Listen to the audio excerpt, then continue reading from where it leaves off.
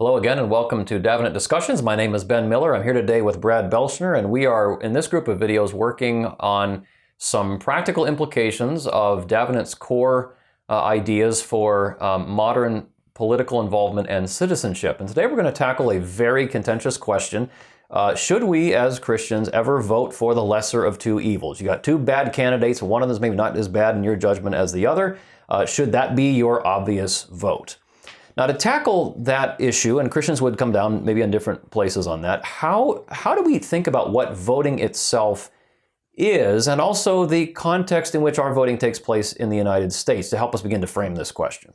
Well, first we got to start with the voting context that we do have in the United States. Why do we typically find ourselves faced with a choice between only two candidates realistically? Right. It's because of the way that we've designed our voting system. It's a plurality system, or sometimes called first past the post. It's basically whoever gets the most votes wins, period. And mathematically, just according to game theory, the way that a voting system like that will work out is it will inherently incline itself towards two choices. It's perfect for a binary decision, a yes, no sort of thing. Do we pass the law? Yes, no. It's perfect for that. But it brings us into the teeth then of that, frequently of that problem of there's only two candidates, one of them is maybe slightly better than the other, but they're both problematic, but because of the limiting of our options, that we're kind of stuck with that. Right, the system gives us two choices, basically. Let's step back from the problem for a minute. In a more constructive way, how do we think about what voting itself actually is in our democratic system? What is a vote? Voting is fundamentally a way of choosing a man for a particular job. Mm-hmm. It's not necessarily signing your name on as a follower of somebody, or saying I'm of Paul, I'm of Cephas, that sort of thing. It's not saying you approve everything about the guy. It's just, hey, I think he'd be a good guy for the job. So the candidate isn't necessarily perfect. Every policy he or she proposes is not necessarily perfect. But there's a sense that this candidate would actually serve the good of the community that he or she is going to be representing, and my vote reflects my participation in that decision to that effect. Right. It's about the common good. It's about choosing which candidate will serve the common good best, all else being equal. Now, is it possible then that must we choose a Christian if one of the candidates is Christian? Is that just an automatic vote every time? Not necessarily.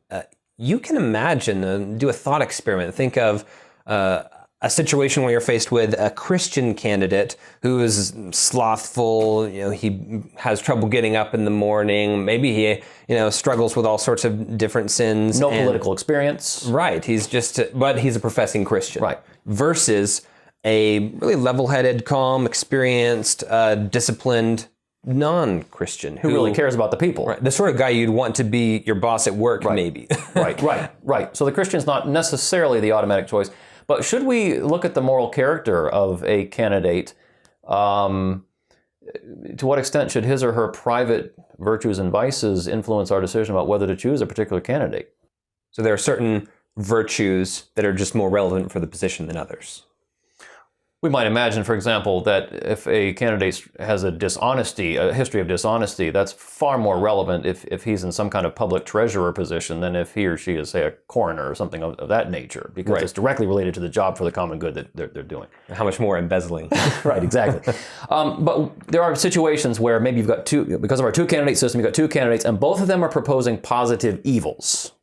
Right. Now, at that point, is it just enough to say, well, this is a little bit less evil than the other candidate, so that sort of is the automatic vote? Or is there more going on? Does ancient Christian wisdom here help us have a more nuanced and thoughtful approach? It's important in this discussion to draw a distinction between what's called formal cooperation and material cooperation. Cooperation with the evil. Right. Formal cooperation or material cooperation with the evil. Formal cooperation means you are signing on to this, you're signing your name at the bottom. Yes, I'm aiming at this and approving to it. Maybe you're directly involved in it in some way. You want this evil to occur, you're participating consciously. Right. I work for Planned Parenthood, yay for Planned Parenthood. Formal cooperation with evil. Right. Material cooperation with evil means this is not really what I'm aiming at. It's maybe an incidental, unintended side effect to what I'm doing. It's not something you want to happen. It's a side effect. It's far down the chain of causation. Didn't foresee it, but it just happened to be the result of my the candidate that I voted for actually did this down the line. Right. It might be something foreseen or unforeseen. It's you could imagine, for example, someone voting for George Bush saying, okay, well, I want a candidate who's against abortion, will fight abortion the best. And okay, maybe there's Iraq war stuff to consider. And I don't want the Iraq war to happen, but abortion's worse. So in this example, you have the voter who is, believe what you will about the Iraqi war, this voter is not formally cooperating with the Iraq war. It's an unintended part of voting for this candidate. And yet, there still are concerns in the realm of material cooperation. Was this foreseeable? Should you have foreseen, based on things this candidate said, that some kind of evil was going to happen in his or her administration? And so, as we look at fellow Christians that are wrestling through the question in every two-party election of which to vote for, what should be our posture toward each other? Given the complexities of these decisions. We need to give grace to one another because it's complicated, like we've been talking about. You can have different people who would weigh the questions differently. We need to have grace for our brothers and sisters, especially those who make different decisions than us. And really seek for reform of the two-party system, it seems. Yes. Yeah, that's very helpful. Thank you.